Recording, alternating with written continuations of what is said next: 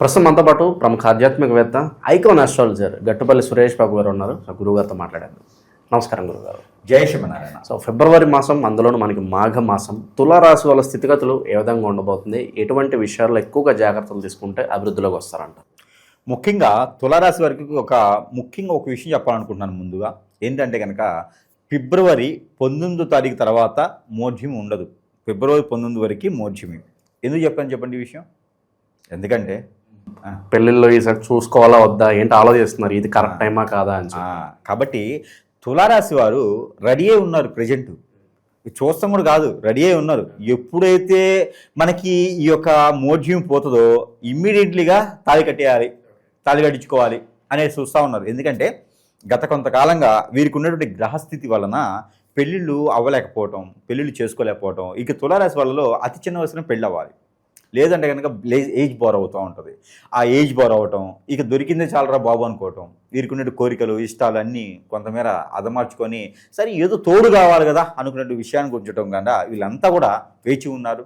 చిన్న వయసులో ఉన్నవారు కూడా వద్రా బాబు, ఆ తులారాశి వాడు ఉన్నాడు, 36 వచ్చిన వాడు పెళ్లి కాల, నాకెందుకు అని చెప్పి చేసుకునే వాళ్ళు ఉన్నారు. ఇలాంటి వారందరూ కూడా చూస్తున్నారు ఎప్పుడెప్పుడు 19వ తారీఖు అయిపోతుంది ఫిబ్రవరి మాసం అని. కాబట్టి ఒకేసారి తులారాశి వాళ్ళే 1 కోటి పెళ్ళిళ్ళు అవుతుంటే వింటారా, నమ్ముతారా? కానీ ఉన్నారు. ఈ సంవత్సరంలో తులారాశి వారికి అత్యద్భుతమైనటువంటి కాలం పెళ్లి చేసుకునే దానికి. గ్రహాలన్నీ కూడా సానుకూలంగా ఉన్నాయి. 13 సంవత్సరాల తర్వాత ఒక్కసారి వచ్చేటువంటి మాఘమాసం లగ్నాలు ఇవి. కాబట్టి అలాంటి లగ్నాల్లో తులారాశి వారి సొంతం, అలాంటి వారు పెళ్లి చేసుకోవచ్చు కూడా. అదేంటో అదృష్టం నాకు తెలియదులే, కానీ వెతికే తీగ కాలికి దొరికినట్టుగా వీరికి గత 12-13 సంవత్సరాల నుంచి పెళ్లి సంబంధాలు చూస్తే కూడా కుదరకుండా ఈ ఫిబ్రవరి రాగానే ఈ ముహూర్తాల సమయంలో పెళ్లి అనుకోవడం ఆలస్యం, ఎవరొకరు వచ్చే చేసుకునే సిద్ధపడతారు. వీరే అర్థం కాదు, ఒక్కోసారి గిచ్చుకుంటారు, నిజంగా నా పెళ్ళి అవుతుందా అంటే. వీరు ఎప్పుడైనా చూస్తున్నారు కదా, అదొకటి. ఇంకా కూడా వారికి ఈ యొక్క దరిద్రాలు, ఎదుటివారి యొక్క అశుభ దృష్టి, నరదృష్టి ఇలాంటివి ఉండి ఇంకా కూడా పెళ్ళిళ్ళు అవ్వట్లేదు, ఇంకా కూడా ఏదో జరుగుతుంది అనుకునే వాళ్ళు ఉంటాయి కనుక వారు చిన్న పరిహారం చేసుకోవచ్చు. అదేంటంటే ఆలయాల వరదన అడుక్కునేవారు ఉంటారు. అడుక్కునేవారు పెద్దవారు ఉంటారు, ఆడవారు ఉంటారు. ఆ వారికి ఒక 3 చీరలు, 3 బ్లౌజ్ పీసులు, 2 రకాల ఫ్రూట్స్ తీసుకుని వెళ్ళేసి నాకు పెళ్లి కావట్లేదు, పెళ్లికి సంబంధించింది దానం ఇస్తున్నాను అని చెప్పి వారికి ఇచ్చినట్టయితే వారికి శుభకార్యాలు నిర్వర్తించడానికి, శుభకార్యాలు పాల్గొనేందుకు, శుభకార్యాలులో వీరే చేసుకునేందుకు కూడా చాలా అనుకూలంగా ఉంది. పెళ్లి అయ్యి పిల్లలు పుట్టిన వాళ్ళు కూడా ఈ పరిహారం చేసుకోవచ్చు. అలానే ఆవు పాలు ఒరిజినల్గా దొరికితే చాలా మంచిది. లేదు అంటే కనుక ఆవు పాలు టెట్రా అయినా పర్వాలేదు, మరి ఏం చేస్తాం. అలానే టెట్రా పాలు తీసుకొచ్చి దాంట్లో రుద్రాభిషేకం అని ఉంటుంది. ఎక్కడైనా ఆలయాల్లో రుద్రాభిషేకం అంటారు. చమ్మక నమ్మకం చదువుతూ రుద్రుని అభిషేకిస్తూ చేస్తున్నటువంటి రుద్రాభిషేకం. అసలు రుద్రాభిషేకం ఎలా చేయాలో తెలుసా అండి? పుట్టమన్ను తేవాలి. పుట్టమన్ను తెచ్చి దాన్ని జల్లి కట్టాలి. జల్లి కట్టిన తర్వాత అది మట్టిలా వస్తుంది, బంకమట్టిలా వస్తుంది. ఆ బంకమట్టిలో పన్నీరు వేసి బంకమట్టిని రుద్రుడిని చేయాలి. రుద్రుడు అంటే శివ భగవాన్ని చేయాలి. ఆ శివ భగవాన్ని చేసి 11 రోజులు నీడని ఎండబెట్టాలి. ఎండబెట్టిన నీటిన తర్వాత ఒక ఏకాదశి రోజున కానీ, పౌర్ణమి రోజున కానీ ఈ యొక్క అభిషేకం చేయాలి. రుద్రునికి అభిషేకం అంటే అది మన వాళ్ళు చేస్తారు.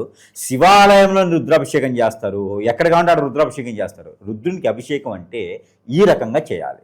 అలా చేసినటువంటి అభిషేకం ప్రత్యేకించి పిల్లలు పుట్టడానికి, పెళ్ళైన వారికి ఎన్ని సంవత్సరాలు ఎదురు చూసినా పెళ్లి కావట్లేదు, కాలసర్పదోషం, నాగదోషం, కుజిదోషం, పితృదోషాలు ఇలాంటివి ఏమైనా ఉన్నాయి, కలత్ర దోషాలు ఉన్నాయి, గ్రహ దోషాలు ఉన్నాయి అంటే కనుక ఈ రుద్రాభిషేకం నేను చెప్పినట్టు చేస్తే ఖచ్చితంగా వారికి ఇలా చిటికలో పెళ్ళవుతుంది. విదేశీయానంకి వెళ్ళాలన్నమాట, ఇలాగ రుద్రాభిషేకం చేస్తే పెళ్ళవుతుంది, విదేశీయానికి. ఇది తులారాశి వారి యొక్క సొంతం. కాబట్టి ఇలాంటి అభిషేకం చేసుకుని చాలా మంచిది. ఉద్యోగ వ్యవస్థ కావచ్చు, నిరుద్యోగుల వ్యవస్థ కావచ్చు, వీళ్ళకి ఎలా ఉందంటారు?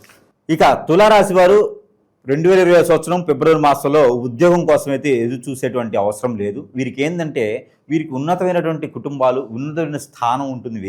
వీరు అంత ఈజీ మనుషులు కాదు. తులారాశి వారు మంచి ఉన్నతమైనటువంటి స్థానంలో ఉన్నటువంటి కుటుంబాల్లో పేరు ప్రఖ్యాత కాంచిన వారికే వీరు జన్మిస్తారు.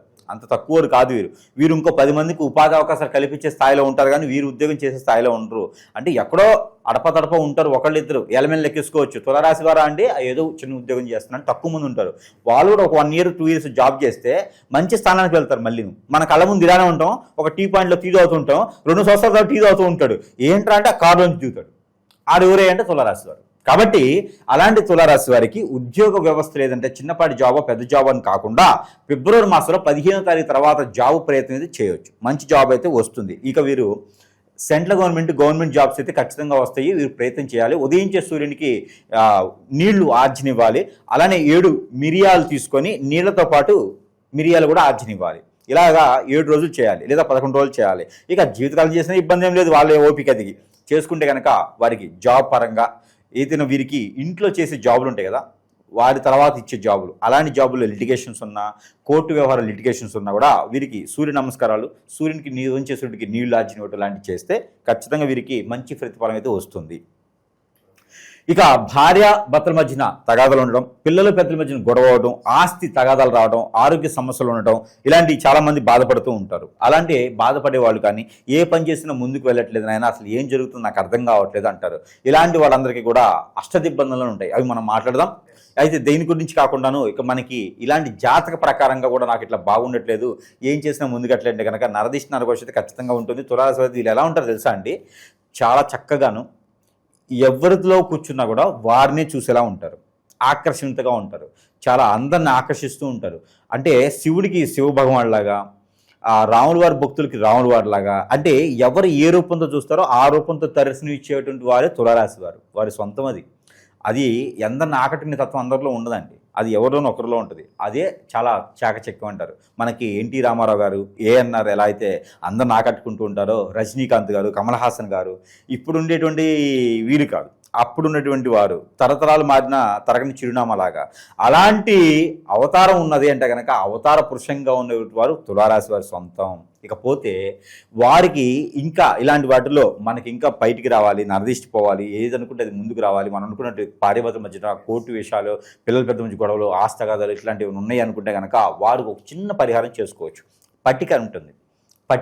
ఈ పట్టిక మనం తినేది కాదు, ఇంటికి కట్టుకునే పట్టిక తీసుకొచ్చి దాంతోపాటు లవంగాలు 2 తీసుకొచ్చుకొని సాయం సంధ్య వేళలో ఒకేసారి 7 సార్లు తల చుట్టూ తిప్పుకొని ఎక్కడ పారేడు నీటిలో కానీ వేస్తే కనుక ఖచ్చితంగా వీరికి మంచి సానుకూల వాతావరణం లభ్యపడుతుంది. అలానే 2 ఒత్తులేసి ఏదైనా అమ్మవారి ఆలయంలో దీపారాధన చేసుకున్నట్టు కనుక అన్ని రకాల పేరు ప్రఖ్యాత, హోదా, డబ్బు, పలుకుబడి అన్నితో పాటు అన్ని రకాలు కూడా వీరికి సానుకూల వాతావరణం పడుతుంది. జాబులు కూడా వీరికి వచ్చేట అవకాశం ఉంటుంది. గురుగారు అలాగే శత్రువులు ఎక్కువగా ఉన్నారు, లేదంటే మేమేం కొనుక్కున్నా కూడా అభివృద్ధిలోకి వస్తున్నా కూడా పక్క వాళ్ళు చూడలేకపోతున్నారు, ఏడుపులు ఎక్కువగా ఉన్నాయి, నరఘోష నరదిష్టి ఉంది, అలాగే అన్యోన్యంగా ఉంటారు భార్యాభర్తలు, వీళ్ళతో ఎఫ్ఐఆర్ పెట్టుకోవాలనో, వీళ్ళని విడదీసి వాళ్ళ వైపు మళ్లించుకోవాలనో, ఏదో ఒక మందు పెట్టడమో, చెడు క్రియలు ఇలా చేస్తూ ఉంటారు. దీని బారిన చాలామంది పడి ఇబ్బంది పడుతున్నారు.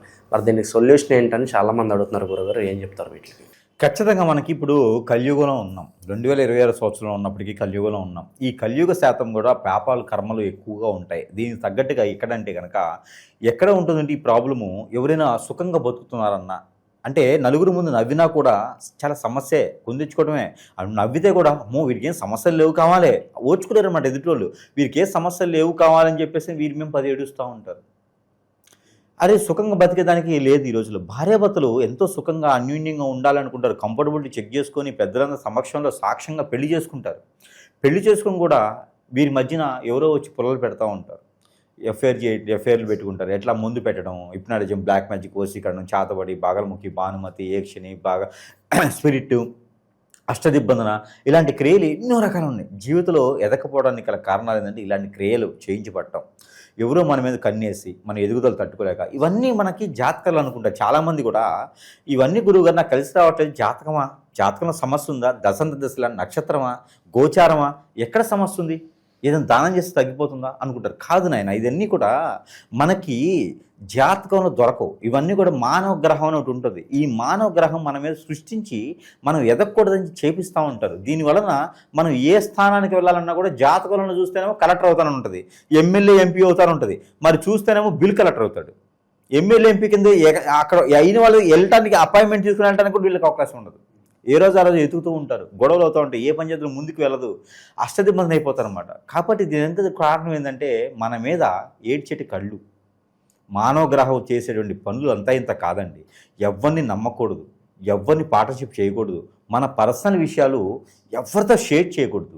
ఎందుకంటే దాని అందరి వల్ల ఏదో రోజున మనం ఖచ్చితంగా కాంట్రవర్సీకి వెళ్తాం, ఏదో రోజున మనల్ని హిప్నటైజ్ చేసేసి మనల్ని బొగ్గుపాలు చేసేటువంటి వారు మన చుట్టూతూనే ఉంటారండి. మన బంధువుల్లో, మన మిత్రుల్లో, మన శ్రేయోభిలాషులను చెప్పుకొని తిరిగే వాళ్ళు, మన కొలీగ్స్లోనూ ఇలాంటి వాటే ఉంటారు. నా గురించి ఇంకోళ్ళకి అవసరం చేయటానికి, నా గురించి తెలిసిన వాళ్ళకే కదా అవసరము. అందుకొని ఎవరిని నమ్మే పరిస్థితి లేదు. మరొక విషయం, ఇది చిన్నపిల్లల మీద, పెద్ద పిల్లల మీద జరుగుతూ ఉంది. ఈ యొక్క కలియుగంలో ఏది పాపం అయితే జరుగుతున్నావో చేస్తున్నావో తెలియట్లేదు. కానీ ఇవన్నీ కూడా ముఖ్యంగా భార్యాభర్తల మధ్యన అయితే కనుక ఇద్దరు దూరం అయిపోవటము, ఎవరో తెలియని వ్యక్తులతో ఎఫ్ఐఆర్ పెట్టుకొని ఆస్తులన్నీ సమర్పించుకొని పొరుగు, పెక్కేత, హోదా, డబ్బు, పలుకుబడి అన్నీ పోగొట్టుకోవడం, చెట్టుకోలు గుట్టుకోలు అయితే ఉన్నారు పిల్లలు ఈ రోజున. ఎందుకండి 15 సంవత్సరాలు 16 సంవత్సరాల పిల్లలను కూడా వదలట్లేదు ఈ రోజున. ఇది ఒక సంఘాలుగా ఏర్పడేసి ఏదో హిప్నటిజం అని, బ్లాక్ మ్యాజిక్ అని చేసేసి చేస్తూ ఉన్నారు. అలాంటి వాళ్ళందరికీ కూడా మనం ఓదార్చడానికి కాకపోయినా కొంతైనా మనం చేసేదానికైతే ఉన్నాము. మనం ఏంటంటే మనకు వచ్చిన విద్యలు, మాకు నేర్పే గురువులు మాకేం చెప్పారంటే, మీకు వచ్చే విద్య మంచి జరగకపోయినా పర్లేదు కానీ చెడుకు మాత్రం చేయకండి అని చెప్పారు. అలాగ ఒప్పందాలు చేసుకొని మనం కూర్చొని ఉన్నాము. ఈ రోజుల్లో ఆన్లైన్లో చూస్తే నాకు నెంబర్ ఇంత ఉంది, నాకు ఇంత డబ్బులు వేస్తే నేను ఎవరైనా అమ్మాయి మీ ఒళ్ళో పడుకోబెట్టేస్తా, ఎవరైనా అబ్బాయి నీకు ఆన్సరింగ్ చేస్తా అని చెప్పి జనాలు చాలామంది నమ్మి మోసపోయేసి ఎన్నో రకాల ఇబ్బంది పడ్డోళ్ళు అందరూ కూడా అన్ని ఆలయాలు అయిపోయిన తర్వాత కాశీకి అన్నట్టుగా అందరు గురువులు అయిన తర్వాత సురేష్ దగ్గరికి వస్తూ ఉన్నారు. నా జేబులు ఉండవు, జేబుకి నా చొక్కాకి జేబులు ఉండవు. ఎందుకంటే నాకు డబ్బులు ఇచ్చేవాళ్ళు ఎవరు లేరు. కస్టమర్లు వస్తారు, అన్నీ సమర్పించుకొని అన్ని రకాల ఆ డబ్బులు కూడా పోగొట్టుకొని ఎక్కడ పని అవ్వకుండా సురేష్ దగ్గరికి వస్తూ ఉంటారు. ఇలా నా దగ్గరికి ఈ రోజున 12,000 మంది పై చినుకు కస్టమర్లు బలైనటువంటి వారు ఉన్నారు ఈ రోజున. మెజారిటీగా అందులో భార్యాభర్తలేనండి. భార్యాభర్తలు ఒకటి, పెళ్ళైన వాళ్ళు, పెళ్లి కాని వాళ్ళు కూడా ఆడపిల్లల్ని వసూలు చేసుకోవటం, ఈ హిప్నటిజల్ బ్లాక్ మ్యాజిక్లు. ఇంకోటి ఏంటంటే, ఇక ఎవరైతే గురువుని సంప్రదిస్తామో, నాకు బాలేదయ్యా అని చెప్పి గురువుని సంప్రదిస్తే ఇదే అవకాశంగా తీసుకునేటువంటి గురువు దరిద్రులు, నేనే గురువునని చెప్పుకొని పాత సేవలు చేయించుకునే దరిద్రులు కూడా కస్టమర్ల అవకాశాన్ని వాళ్ళు అందిపుచ్చుకొని వాళ్ళు కూడా డబ్బు ఆదాయం పొందేసి నాకు చేతులు ఎత్తేస్తారు తర్వాత. ఇవన్నీ కూడా మన ప్రేక్షకులు ఆలోచించుకోవాలి. అసలు నాకు సమస్య ఏంటి? జాతకం సమస్య, ప్రకృతిలో దోషాల సమస్య, గ్రహ దోషాల సమస్య, నిజంగా నా మీద గురుగారు చెప్పినట్టుగానే ఏదైనా జరిగిందా? ఒకసారి పరిశీలన చేసుకుంటే మనం అనుకున్న జీవితం చాలా చిన్నది. ఈ జీవితంలో మనం అనుకున్నది సాధించాలి. లేకపోతే అరుంధతిలో 3వ జన్మ 4వ జన్మలాగా మనం ఎత్తుతూనే ఉంటాం. కాబట్టి ప్రతి జన్మ మోక్ష జన్మ అవ్వాలి ప్రతి మానవుడికి కూడా. అంటే కనుక ఈ జన్మలోనే మనం అనుకున్న కార్యక్రమాలు చేయాలి. అందుకని మానవులు ఎప్పుడు కూడా న్యూట్రల్గా ఉండాలి, పాజిటివిటీగా ఉండాలి. అంతేగాని నెగిటివ్ దానికి వెళ్ళకూడదు, అలాంటి ఆచరణ చేయకూడదు. ఏదైనా ఉంటే సానుకూలంగా ఎదుటివారికి సహాయం చేయాలి, లేకపోతే మన పని మనం చేసుకోవాలి. ఎవరు కూడా మనల్ని ఆశించరు. కాబట్టి ఇలాంటి వ్యసనాల జోలు వెళ్ళకండి. ఆన్లైన్లో ఏదో కనిపిస్తూ ఉంది అని ఇంకొకరి జీవితాన్ని నాశనం చేయకండి. అలాంటి చేస్తే కూడా చివరికి మనకే అంటుకునేది అది. కాబట్టి అలాంటి చేయకండి. అలా బలైన వాళ్ళు ఎవరైనా ఉంటే ఖచ్చితంగా సంప్రదించగలిగితే కనుక వారికి నాకు తోచినటువంటి పరిష్కార మార్గం అయితే కనుక చూపించబడేదానికైతే ఎప్పుడు కూడా సహకారం చేసేదానికైతే మనం సిద్ధంగానే ఉన్నాం. కాబట్టి ఎవరు కూడా వనరులు ఉన్నాయి ఈ రోజున నాశనం అవ్వద్దు, ఎవరు కూడా బలవ్వద్దు. ఏదైనా సమస్య ఉందంటే కనుక ఆకలి అవ్వకపోవటం, నిద్ర పట్టకపోవటం, ఆందోళన, చిరాకు, కోపం రావటం, సరిగా తినలేకపోవటం, ఏ పని చేద్దామో ముందుకు వెళ్ళలేకపోవటం, మన మాట వినలేకుండటం, అలానే చెప్తే వినపడటం, అలానే ఒంటరిగా ఉండాలనిపించడం, ఎటన్నా వెళ్ళిపోవాలనిపించడం, నెగిటివ్ థాట్స్ రావటము, కాళ్ళు ముందుకు వెళ్ళకపోవడం, ఆరోగ్య సమస్యలు, ఆర్థిక సమస్యలు, ఏ పని చేసినా ముందుకు వెళ్ళదు, అలానే దరిద్రం మన చుట్టూతోనే ఉంటూ, ఇవన్నీ జాతకాలు ఉండవండి. ఏదో చెడు క్రియ జరిగితే చెప్తే జాతకాలు ఇవన్నీ ఉండవు.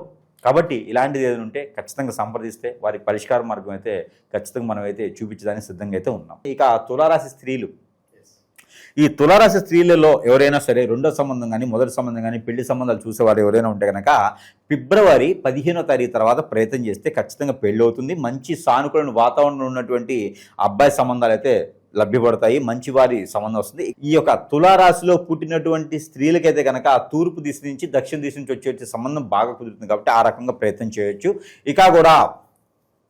ఇక సంబంధాలు కుదరాలనుకుంటే కనుక తులారాశి వారికి పార్వతీదేవి అని ఉంటారు అమ్మవారు, లేదా లలిత సహస్రనామం చదువుకోవడం, లేదా దత్తాత్రేయ స్వామి వారికి అభిషేకం చేసుకోవడం, లేదా వినాయక స్వామి వారికి గరికా బెల్లం పెట్టడం లాంటివి చేసుకుంటే కనుక ఒక 11 గుంజీలు తీసినా కూడా పర్వాలేదు. అప్పుడు వీరికి పెళ్లి సంబంధాలు కుదిరింది. జీవితంలో ముందడుగు వేయడానికి కానీ, నరదిష్టి నరఘోష నుంచి బయటపడటానికి కానీ, డబ్బు రావడానికి కానీ అన్ని వనరులు కూడా వీరికి సొంతం అవుతాయి. కాబట్టి ఇలాంటి ప్రయత్నాలు చేసుకోవచ్చు. ఇంకా కూడా మన దగ్గర చాలా రకాలైనటువంటి ఇంకా పరిహారాలు ఉన్నాయి. ఇవన్నీ కూడా ఇప్పుడు మనం చెప్తాం. అలానే మనకి చాలా మందిలో కూడా అడుగుతూ ఉన్నారు, గురువుగారు మీ దగ్గర వస్తువులు కూడా దొరుకుతాయి కదా, వస్తువులు తీసుకుని కూడా చాలా మంది బాగుపడ్డ వాళ్ళు ఉన్నారు.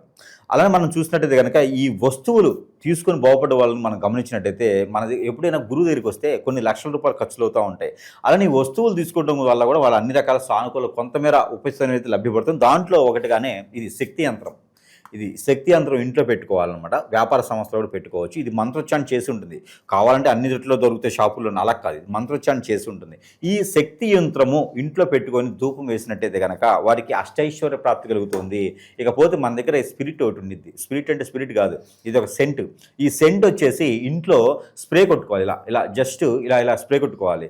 ఇది 2 రోజులకు ఒకసారి 3 రోజులకు ఒకసారి జస్ట్ రూమ్లన్నీ కూడా స్ప్రే కొడితే ఇంట్లో ఉన్నటువంటి చేతబడి హిప్నటిజం, బ్లాక్ మ్యాజిక్, ఆగలముక్కి ఏదైనా ఇంటికి చేయించినా, ఒకళ్ళొకరు కాకుండా పోయినా, డబ్బు ఆదాయం రాకపోయినా, ఇంట్లో ఏదైనా నెగిటివిటీ ఉన్నా, చెడు క్రియలు జరిగినా కూడా ఈ స్ప్రే కొట్టడంతో అన్ని రకాల సానుకూలం పడుతూ ఉంటుంది. ఇక మన దగ్గర అందరికీ తెలిసిన విషయమే ఇది ఆరావళి కాటుక. ఈ ఆరావళి కాటుక ఇంట్లో ఉండడం ద్వారా ఈ ఆరావళి కాటుక చిన్నపిల్లలు, పెద్ద పిల్లలు, అలాగే పెద్దవారు అందరూ కూడా పెట్టుకోవచ్చు. మగవారు అయితే తలలోనూ, ఆడవారు అయితే కంటికి పెట్టుకోవచ్చు, అరికాల్లో పెట్టుకోవచ్చు, చిన్నపిల్లలు అయితే నుదురు పెట్టుకోవచ్చు. ఈ ఆరావళి కాటుకు పెట్టుకోవడంతో నరదిష్టి, నరకోశ అన్నీ కూడా దూరం అయిపోతూ ఉంటాయి. ఇకపోతే సెంటు, ఈ యొక్క సెంటు కూడా నరదిష్టి, నరకోశే కాదండి, మన మీద చేతబడి కానీ, అష్టదిబ్బంది కానీ, బాగలముఖి కానీ, స్పిరిట్ కానీ, మందు పెట్టడం కానీ జరిగితే కూడా అవి కూడా పటాపంచులు అయిపోయేసి అన్ని రకాల సానుకూల పడే వాతావరణం ఉంటుంది. ఎక్కడైనా డబ్బు కోసం, వన్న కోసం, జాబ్ కోసం వెళ్ళే వాళ్ళందరూ కూడా మనమే చెడు దృష్టి పడకుండా ఎందుకు సెంటు వాడుకోవచ్చు. అలానే ఈ యొక్క అష్టదిబ్బందుల ముడుపు, ఈ అష్టదిబ్బందుల ముడుపు కూడా ఇంట్లో ప్రతిరోజు నిష్ఠ ధూపం వేసుకుంటే కనుక ఇంట్లో నెగిటివిటీ ఒకటే కాదు, మనలో ఉన్నటువంటి, మన మనసులో ఉన్నటువంటి చెడు క్రియలు కూడా అన్ని కూడా పటాపంచలు చేసేలా ఉంటుంది. కాబట్టి ఇలాంటి క్రియలు కూడా వాడుకోవచ్చు. ఇవన్నీ కూడా సరస్వైనటువంటి ధరల్లోనే ప్రేక్షకుల వద్దకే, అంటే వారి చెంతకే చేర్చేటువంటి సదవకాశాలు మన దగ్గర ఉన్నాయి. ఇవన్నీ కూడా మంచి వాతావరణంలో చేసినవి, ఇవన్నీ కూడా మంత్రోచ్చారణ చేసినవి. కాబట్టి వారికి ఎలాంటి సమస్య కూడా చిటికలో పటాపంచలు చేసేలా ఉంటుంది. కాబట్టి ఇవన్నీ కూడా సద్వినియోగం చేసుకొని అందరినీ కూడా సానుకూల పడేటువంటి వాతావరణం లభించేయాలని నా ఒక చిన్న ఆశ. కాబట్టి అందరూ కూడా బాగుండాలి, అందులో మీరే ఉండాలి. కాబట్టి అన్ని రకాలు వాడుకొని అందరూ బాగుండాలని కోరుకుంటూ ఉన్నాను. జై శ్రీమన్నారాయణ.